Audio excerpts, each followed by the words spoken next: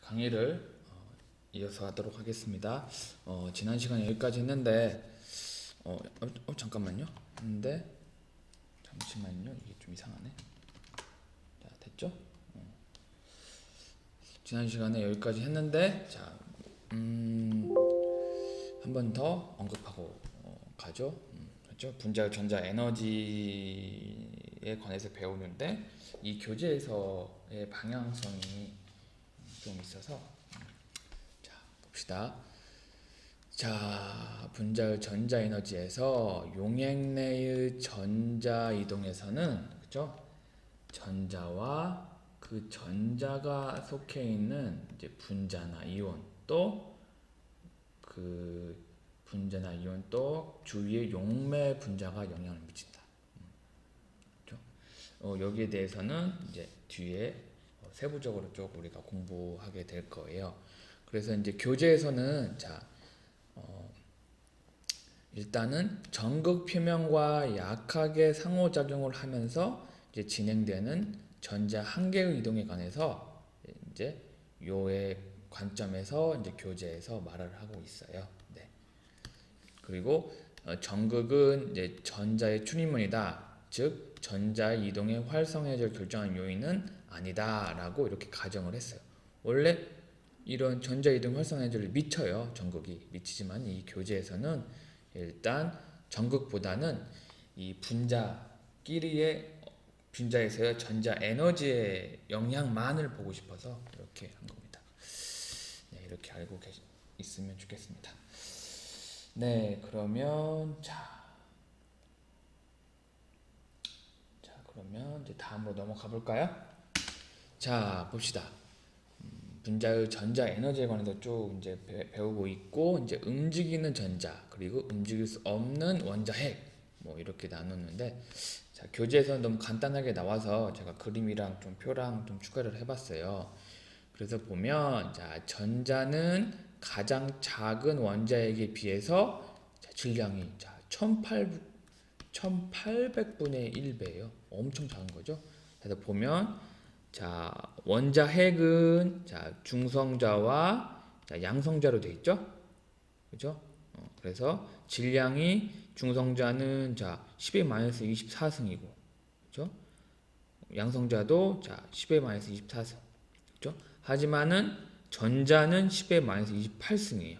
자, 그러면 요게 자, 공이 몇 개예요? 공 하나, 둘, 셋, 하나, 여기구나. 자, 요 정도, 그죠? 거의 비슷한데 요 정도. 이만큼 질량이 너무너무 작은 거예요. 그래서 여기 있는 전자가 그죠? 여기는 뭐 크기로 봐서는 이제 이 워텀, 이 아톰이 10의 마이너스 8승 센티미터인데 핵은 10의 마이너스 2승 그리고 전자는 10의 마이너스 16승 그러니까 이게 몇 배야? 하나 10의 마이너스 4승 그죠? 4승 그러니까 만배 핵이 전자보다 만배가 커요. 만배 질량은 만배가 크고 그죠? 아 크기는 만배가 핵이 더 크고 그죠? 질량이 엄청나게 1008분의 1배이기 때문에 자 여기 있는 전자가 요 원자 핵을 바라볼 때 자, 너무 작고 그러는데 근데 전자와 분자의 질량이 커서 이제 전자가 요 원자 핵을 볼 때 멈춰 있는 것처럼 보이겠죠? 그죠? 이 전자가 너무 작으니까 근데 원자 핵이 너무 크니까 그죠? 자 그런 크기와 자, 질량 차이가 있다. 그거를 보여주고 싶어서 네. 근데 이거 다 예전에 일반학 때 다 배운 거라 그래서 그래도 이제 우리 학생들이 좀 더 이제 복습을 하는 차원에서도 이렇게 제가 또 이렇게 몇 가지 그림이랑 표랑 이렇게 준비를 해봤어요. 네. 그래서 자, 전자는 원자핵에 비해 질량과 자, 사이즈가 너무 작기 때문에 그죠? 이 분자가 즉 원자핵이나 이 분자가 멈춰 있는 것처럼 보인다. 그죠? 자, 이거 무슨 말인지 알겠죠? 지구가 이만한데, 그렇죠? 여기 옆에 우리가 딱 서 있어 봐요. 근데 얘가 조금 지구가 움직였어. 그러면 우리는 자 지구가 좀 옆에 조금 움직였어. 그러면 우리는 너무 작기 때문에 지구가 움직이지 않는구나 이렇게 생각을 하겠죠. 그렇죠? 자, 그래서 자 전자의 뭐 크기, 질량에 대해서 좀 언급을 해봤고요. 자 그다음 봅시다. 그다음에 자 그리고 우리가 전에 배웠지만은 4장에서 배웠지만은 분자의 비흡수 그렇죠? 전자가 자 여기 상태 아니 뭐지 기저 상태죠 기저 상태에서 그렇죠? 여기 상태로 이렇게 전자가 이렇게 들떴다 그 상태가 즉 빛이 흡수를 했다는 거잖아요. 그렇죠? 기저 상태가 가장 낮은 그라운드 스테이트라고 했잖아요. 그렇죠? 여기 상태는 excited state. 그렇죠? 그래서 빛이 여기 원자의 어떤 뭐 기준전이 즉 기저 상태일 때 그 태양의 이제 포톤 에너지가 딱 전자를 딱 때리면 이 전자는 이 포톤 에너지를 흡수를 해가지고 이렇게 에너지가 증가돼서 이렇게 여기 준위 상태로 자 이렇게 올라가는 거죠. 이때 시간을 자 10의 마이너스 15초가 걸린대요. 뭐 이건 우리가 느낄 수 없는 초긴 하지만은 요 정도 시간이 걸린대요. 그러니까 그 분자의 전자 하나가 할 때, 그렇죠? 자 그래서 보면 근데 분자의 일부, 자 분자가 이렇게 있으면 요 일부만 진동하려는데 이렇게 시간이 많이 걸려요. 그렇죠? 자, 이것으로 바탕을 볼 때 전자가 이제 기저 상태에서 여기 상태로 옮길 때 분자의 원자 핵의 위치는 움직이지 않는다. 그렇죠? 무슨 말인지 알겠죠? 네. 그래서 이제 전자와 이제 원자 핵 간에 이렇게 고려되는 개념을 이제 분자 간의 전자 이동에서도 적용시킬 수 있는데 보면 전자의 움직임에 비해 핵의 움직임은 극히 느려요. 그렇죠? 왜냐하면 전자가 요만하고 핵은 이따만하니까 그렇죠? 그래서 전자가 옮겨오는 순간에는 용매 분자나 산화환원 분자의 골격은 조금도 움직이지 않는 것처럼 않는다라고 생각을 하게 되면 됩니다. 그렇죠? 자, 그러면 이제 다음으로 넘어가 볼까요? 자, 봅시다. 자, 여기 이제 8.2장에서는 전자 에너지 준위의 팽창에 대해서 얘기를 할 건데요. 그다음에 여기서 A, 분자의 신축 운동에 의한 팽창인데 여기에 이제 들어가기 앞서서 우리가 이제 예전에 1학년 때 일반화학 때 이쪽 전자에 대해서 조금 배우지 않았나요? 뭐 양자수, 퀀텀 넘버, 그렇죠? 그래서 주양자수가 있고 가운동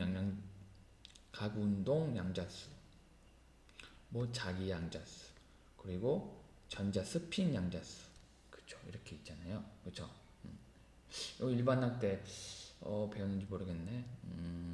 자, 일단 안 배웠으면 일단 한번 간단하게 뭐 이걸 다 언급할 수는 없어요. 그래서 양자수라는 게 영의 주양자수, 가공당 양자수, 이제 자기 양자수, 이제 전자 스핀 양자수가 있다. 이건데 이게 뭐냐면 자 이제 원자 핵이 있는데 이 주위에 이렇게 주양자수가 1, 이 주위에 이제 이 어떤 에너지 궤도를 따라서 전자가 이렇게 뺑뺑뺑 궤도를 따라서 돌아요. 그 다음에 이제 두 번째 주양자수에서 이렇게 또 돌고 이렇게 돌고 그렇죠. 이렇게 있는데 요 n은 1, 2, 뭐 3 이런 쭉 있는데 요거를 이제 주양자수라고 해요. 그래서 이 n 값으로 이제 궤도 함수의 에너지를 결정을 하는데 요 n 값이 클수록 궤도 함수대에서 그쵸? 전자와 원자 핵 간의 거리가 멀어지겠죠? 그리고 이 궤도 함수가 쭉쭉쭉 커지는 거죠. 네. 아마 요 내용에 대해서 아마도 제가 지금 일반학 강의를 계속 공유하고 있잖아요. 그래서 최대한 많이 진도를 좀 뒤에 빼고 싶은데 여기까지 할지는 모르겠어요. 그래서 일단 그래도 그때까지 기다리지 말고 우리 학생들이 이 일반학을 이쪽 파트를 좀 공부를 많이 했으면 좋겠어요. 이 파트가 굉장히 중요하거든요. 그죠? 여기에 이해가 돼야 이제 나중에 유기화학도 좀 이해를 또 많이 할 수도 있을 거고, 그죠? 그래서 이거를 막 전기화학 때 이거를 더 자세하게 또 하는 것은 또 이 전기화학 본연의 취지와 맞지가 않잖아요. 그래서 이제 일단 이렇게 언급만 해주고 이런 공부가 필요하니까 보충해서 하면 될 것 같습니다. 그래서 이렇게 주양자 수가 있다. 그죠? 이 정도만 알고 있으면 좋겠습니다. 그래서 자 봅시다. 그래서 자 다시 이제 교재로 들어가 봅시다. 교재에 들어가면 이제 분자의 신축 운동, 신축 이렇게 신축 줄였다가 뺐다, 그렇죠? 벤 이렇게 하고 뭐 이렇게 늘렸다가 이렇게 좀 스트레칭 됐다 이렇게 그죠? 신축, 그죠? 신축에 의한 이제 팽창 봅시다. 전자는 자 분자나 이온 안에 있다. 이건 당연한 말이고, 그리고 분자 골격이 만들어 놓은 포텐셜은 자 전자가 존재하기 편안한 영역이다. 이것도 이해하는데 별로 무리가 없죠. 그렇죠? 그리고 포텐셜의 골짜기에서 뭐 전자는 일정한 에너지를 돈다. 여기 얘기를 했죠. 전자는 여기 일정한 그렇죠? 궤도를 이렇게 돈다. 그렇죠? 여기 주양자 수라고 했죠. 자, 그리고 분자의 핵 위치가 고정되어 있으면 자, 거기에 따라서 이렇게 어떤 일정한 궤도가 이렇게 그죠? 있으니까 그죠? 요 핵 위치가 고정되면 요 여기는 전자 에너지도 변함이 없겠죠? 쭉 동일한 궤도를 쭉 도니까요. 그죠? 그리고 자, 극조온이 아닌 그죠? 한 분자는 이제 열운동하고 있기 때문에 그죠? 어떤 분자에 그죠? 에너지를 가하면 이 분자들이 이제 막 움직이잖아요. 그죠? 움직일 때 뭐 진동도 하고 그죠? 여기 있잖아. 진동도 하고 막 이게 진동도 하고 이렇게 스트레칭도 하고 그죠? 그리고 이렇게 회전하잖아요. 회전하죠. 그래서 팽창 수축 운동을 반복해서 이렇게 그 분자들의 이게 골격이 그렇죠? 바이브레이션 되거나 이게 팽창되면 그 안에 있는 전자 에너지도 당연히 바뀌겠죠. 네. 그래서 분자의 신축 운동 에너지에 따라서 전자 에너지도 바뀐다. 요거를 이 장에서는 말하고 있습니다. 자, 봅시다. 자, 그리고 여기서 또 EN이라는 또 주양자 수에 해당하는 전자의 운동 에너지 이런 개념이 나왔어요. 이게 뭐 물리화학 때 배웠던 건데, 네, 좀 결과적인 식으로만 이렇게 일단은 알고 있는 게 좋을 것 같습니다. 왜냐면 또 이 식을 또 유도하는데 또 많은 또 시간이 허비되고 그러니까 일단은 각 껍질 그 n이 주양자 수가 1인 것을 뭐 K라고 하고 2인 것을 L, M, N, O, P 이렇게라고 하잖아요. 그렇죠? 각 껍질에 대해서 그렇죠? 해당하는 전자 운동 에너지를 이렇게 계산할 수가 있어요. 여기 K일 때는 N이 1이니까 1을 넣으면 되고, 그렇죠? L일 때는 2를 넣으면 되고, M일 때는 3을 넣으면 되고 이렇게 해서 구할 수가 있다. 그래서 H는 플랑크 상수라고 해서 이 정도가 되고, 그렇죠? 그리고 M은 전자의 질량이 이 정도 되고, L은 이제 분자의 길이다. 그래서 이제 분자가 신축 운동을 하면 이제 L이 바뀌고 에너지의 EN도 바뀌다. 당연하죠. 신축을 넣으면 여기 봤잖아요. 그죠? 이 분자가 늘렸다가 뺐다면 늘리면 또 분자의 크기도 바뀌기 때문에 이 분자의 길이가 바뀌니까 당연히 길이가 바뀌면 전자의 에너지도 달라지겠죠. 자, 그러면 다시 써봅시다. m제곱 h제곱 하면 8ml. 그죠? 보면 요게 분자의 길이라고 했죠. 이 분자의 길이가 증가하게 되면, 그죠? 늘리면 이 각 주양자수에 해당되는 전자의 운동 에너지가 낮아지겠네요. 그죠? 이런 것도 유추할 수가 있죠. 그죠? 그리고 n이 즉 주양자수가 커지면 이 n도 커지고 이렇게. 그래서 이 식을 뭐 외우라기보다는 일단 좀 알고 있으면 좋겠습니다. 뭐 일단 물리화학 시간에도 배웠던 거니까 이게 생각이 안 나면 한번 공부하고 싶은 사람은 물리학 책을 조금 뒤적거려 봐서 아마 요 식을 한번 어떻게 유도했는지 한번 공부도 한번 해보세요. 네. 그게 이제 공부죠. 그렇죠? 뭐 대학교 공부라는 게 이런 강의에 의해서만 하는 공부가 아니라 혼자서 자기 주도적으로 하는 공부가 대학교 때 하는 공부예요. 교수님들이 이렇게 강의해 주신 거 그것만 만족하지 말고 자기가 조금 더 욕심내서 뭐 물리화학 책이면 책, 뭐 전기화학 책이면 책, 이런 책들을 자기가 처음부터 끝까지 한번 공부를 해보는 것도 굉장히 도움이 됩니다. 네, 그렇죠? 그래서 우리 학생들이 지금 이 전기화학 강의를 얼마나 이제 이해하고 있는지를 제가 좀 알고 싶은데 그러지 못해서 좀 안타까운데요. 네. 그건 뭐 조금 다른 얘기를 했는데 일단 그렇습니다. 네, 그럼 다음으로 좀 넘어가 볼까요? 봅시다. 다음으로 넘어가 봅시다. 보면 여기서는 용매의 배양, 어떤 예전에 많이 얘기했던 거긴 한데 용매의 배양 변화에 의한 팽창이다. 봅시다.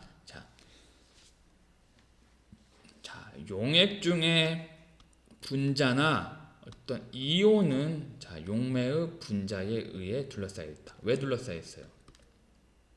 왜 둘러싸요? 여기서 얘기하는 것은 용매는 일단은 극성 분자로 제한을 해뒀어요. 극성 분자. 극성 분자가 어떤 건지 알죠? 극성, 폴라리티를 가지고 있는 분자. 즉, 물로 예를 들자면, 이 산소가 전기 음성도가 H보다 크죠. 그럼 여기에 있는 공유 전자성을 이쪽으로 끌어당기죠. 그래서 여기 델타 마이너스가 되잖아요. 그렇죠? 여기서 또 끌어당기니까 그리고 여기는 델타 부족한 델타 플러스죠. 그렇게 극성을 가지고 있는 극성 분자에 한해서 여기서 설명을 하고 있어요. 그렇죠? 그렇기 때문에 분자나 이온도 한쪽에는 델타 플러스, 한쪽에는 델타 마이너스를 갖고 있기 때문에 이 용매 분자에 의해서 그렇죠? 이렇게 둘러싸이게 되죠. 이게 델타 마이너스고 여기 물이라고 하면 그렇죠? 이렇게 여기는 이쪽이 마이너스면 이쪽이 플러스면 잘못했네. 플러스면 여기 산소가 이렇게 되겠죠? 왜 이런 게 생겨요? 플러스와 마이너스 간에 인력이 작용하잖아요. 그렇죠? 그것 때문에 용액 중에 분자나 이온은 용매 분자에 의해 이제 둘러싸인다. 그렇죠? 둘러싸이면 그렇죠? 그거에 대한 얘기를 하고 있어요. 좀 더 봅시다. 극성 용매 분자가 분자나 이온을 둘러싸는 방식에 따라 전자 에너지는 바뀌게 된다. 왜 바뀌냐? 봅시다. 먼저 요거에 대해 좀 생각을 해봅시다. 물 분자는 아까 여기가 델타 마이너스, 여기가 델타 플러스, 소수가 델타 플러스라고 했죠. 요는 지금 플러스 성경을 띄고 있죠. 그러면 산소가 이렇게 이쪽을 향해서 이렇게 배양을 하고 있잖아요. 이렇게 그렇죠. 옆에도 이렇게 그렇죠. 이렇게 배양을 하고 있기 때문에 그죠. H2O 분자의 즉 물 분자의 전기 쌍극자가 만드는 전기 쌍극자는 이거예요. 한쪽은 마이너스, 한쪽은 플러스 이렇게 쌍극자, 쌍극이 있다. 플러스 마이너스에 쌍극이 있다. 쌍극자 만드는 전기장이 자, 요 FE 플러스의 전자 에너지를 떨어뜨려. 그 말은 안정하다는 거죠. 그렇죠? 요 자체를 안정화시킨다. 요거를 안정화시킨다. 그렇죠? 지금 FE 플러스는 일단 전자가 FE 원자에 비해 전자가 두 개가 모질란 상태잖아요. 그렇죠? 그럼 얘는 지금 불완전 상태예요. 불완전 상태. 그렇죠? 에너지가 높은 상태예요. 근데 얘네들을 주변에 있는 이렇게 물 분자들이 산소는 델타 마이너스를 띄기 때문에 이렇게 안정화시키는 거예요. 네. 그렇죠? 네, 무슨 말인지 알겠죠? 자, 요거를 조금 용어로 용매화라는 단어를 쓰죠. 솔베이션, 그렇죠? 용매가 이렇게 Fe 플러스의 원자를 이렇게 둘러싸인다. 용매화, 그렇죠? 그래서 이렇게 안정화를 시킨다. 근데 만약에 H2O 분자 H 원자가 이렇게 향해 있으면 여기는 델타 플러스, 그렇죠? 델타 플러스죠? 그러면 플러스잖아요. 그러면 얘네 둘이 밀어내. 막 밀어내요. 밀어내면 어떻게 됐어요? 밀어낸다는 말이 무슨 뜻이겠어요? 그만큼 에너지가 높아졌다는 거죠. 그렇기 때문에 불안정하다는 거 아니에요. 그죠? 밀어낸다? 그럼 이게 불안정하다. 그러면 그 말은 전자 에너지가 높아진다. 그렇죠? 그래서 요런 용매 분자의 요런 방향성을 여기서는 배양이라는 개념으로 말을 하고 있어요. 배양. 그렇죠? 이해를 했죠? 많이 얘기했던 것 같기도 한데, 네, 그렇죠? 충분히 이해할 수 있을 거라고 생각을 하고요. 그래서 이 분자나 이온의 이런 골격도 이제 용매 분자의 배양도 이제 열 운동에 의해 끊임없이 흔들리고 있다. 그렇죠?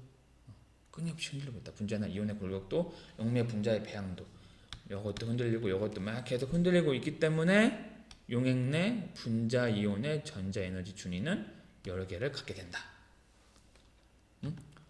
그죠?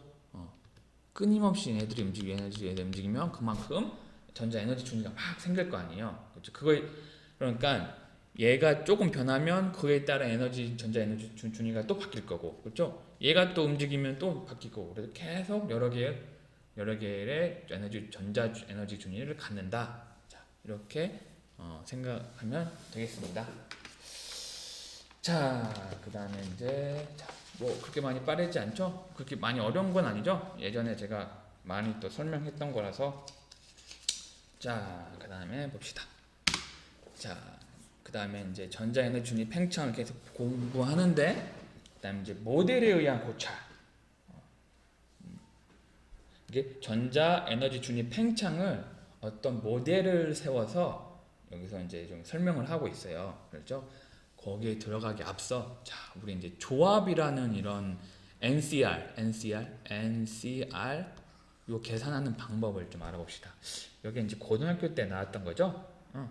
그죠? NCR에서 이게 어떤 조합이냐면 서로 다른 N개의 물건에서 순서를 생각하지 않고 R개를 택했을 때 N개에서 R개를 택하는 조합이라고 해서 이 조합을 NCR이라고 하잖아요.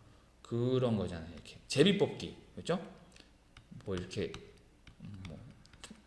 여기 하나, 둘, 셋, 넷, 다섯, 6개가 있는데 여기를 제비를 하나 뽑았어요. 그러면 그 경우의 수는 6C1이 되죠, 그렇죠? 이런 거 배웠었죠? 뭐 이거 하는 이유가 뒤에서 좀 이게 개념이 좀 들어가서 좀 미리 좀 설명을 해주는 거예요. 그래서 NCR은 R 팩토리얼 분의 NPR이다. 그렇죠? 그래서 NPR은 이렇게 N-R 팩토리얼 분의 N 팩토리얼이에요. 그래서 이게 NPR이죠. 그래서 이렇게 표현할 수가 있다. 네, 좀 시간이 좀 다 돼서 여기까지 하고요. 자, 좀 끊고 할게요.